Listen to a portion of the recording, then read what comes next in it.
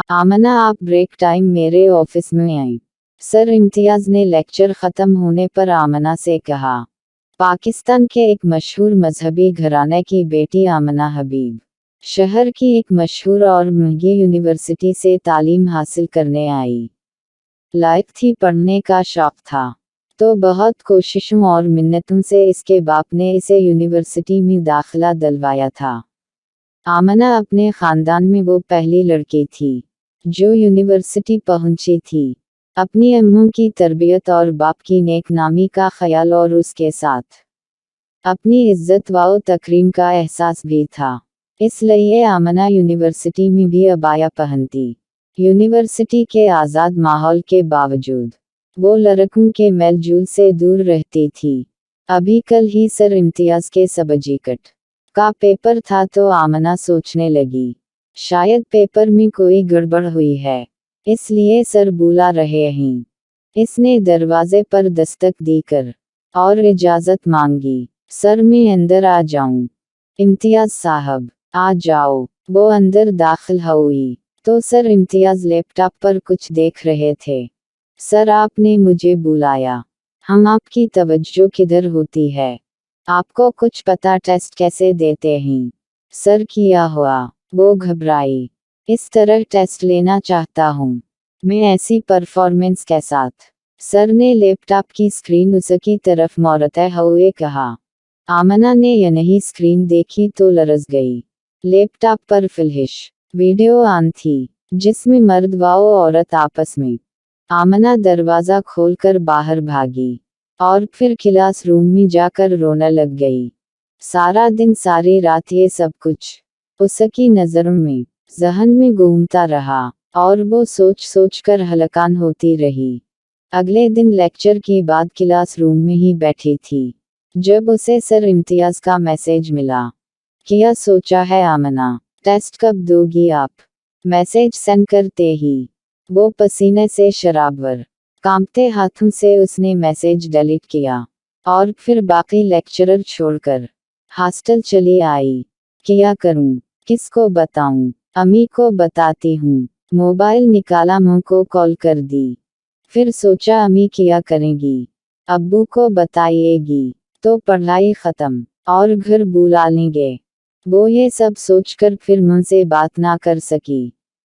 उसकी रूममेट जब hostel I तो इन्होंने भी पूछा, क्या हुआ, तुम यूनिवर्सिटी से भी जल्दी आ गई?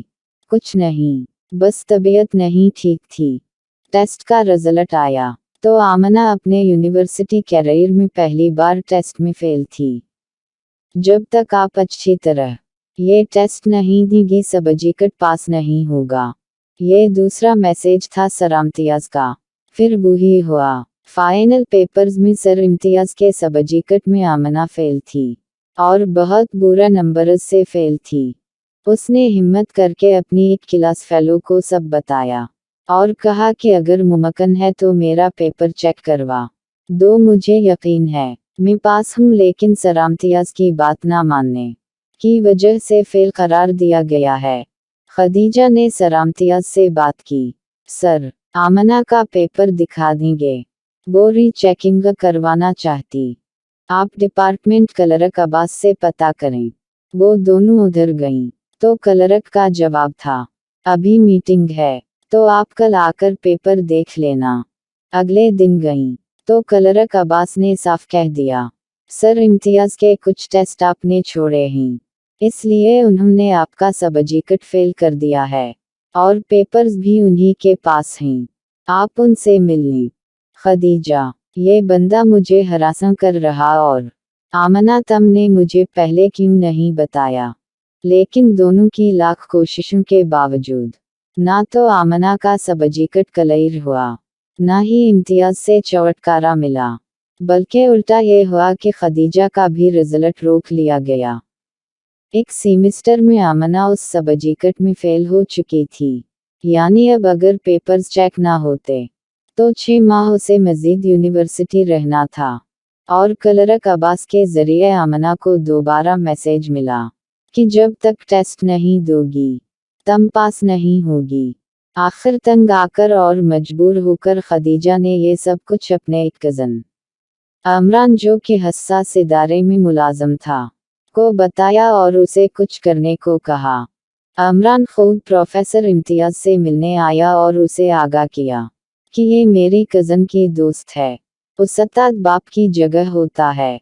आप बराह मेहरबानी सबजीकट कलैर करें और बच्ची को हरासा मत कीजिए।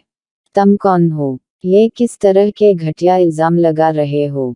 और स्टूडेंट के गार्डियन के अलावा कोई शख्स हमसे सवाल नहीं कर सकता। मैं अभी डेन से बात करके उनके गार्डियन को बुलवाता हूँ। अच्छा सर, आप गुस्सा ना हूँ। मैं मुअज़्ज़रत ख्वाह हूँ, मुझे यूनिवर्सिटी रूल्स का पता नहीं था। चले जाओ यहाँ से, वरना मैं सिक्योरिटी बुलाकर तुम्हें धक्के देकर भिजवाऊंगा। पता होता नहीं मुन्हा उठाकर आ जाते। बहुत अच्छी मेज़बानी की गई। प्रोफेसर साहब की अच्छी खासी खातिर मदारत के बाद उन्हें बाइज्जत तरीके से उनकी रिहाइशगाह के बाहर छोड़ दिया गया। सुबह उन्होंने खुद आमना और खदीजा को बुलाकर मुआफ़ी मांगी और उनके सबजीकट रिजल्ट क्लियर करवाए। नोट: ये एक सच्ची दास्तान है जहाँ एक लड़की की इज़्ज़त उसके अपने पुख्ता किरदार और हमारी बरवक्त मदद से बच गई, और वो इस घिनौने माफिया से महफूज रही। लेकिन हजारों बच्चियां ऐसी हैं जो डर, खौफ, तरबियत में कमी या शौक से इस माफिया के हाथों अपनी इज्जत व आबरू लूटा चुकी हैं। खुदारा अपनी बेटियों को कभी किसी गैर महफूज और नामनासब जगह पर ना भेजा करें। अल्लाह सब की बेटियों की इज्जत व आबरू की हिफाजत रखे, आमीन। मुज़ा से भरपूर कहानियाँ और किस्से जानने के लिए हमारे चैनल को सपोर्ट करें। वक्त देने का शुक्रिया।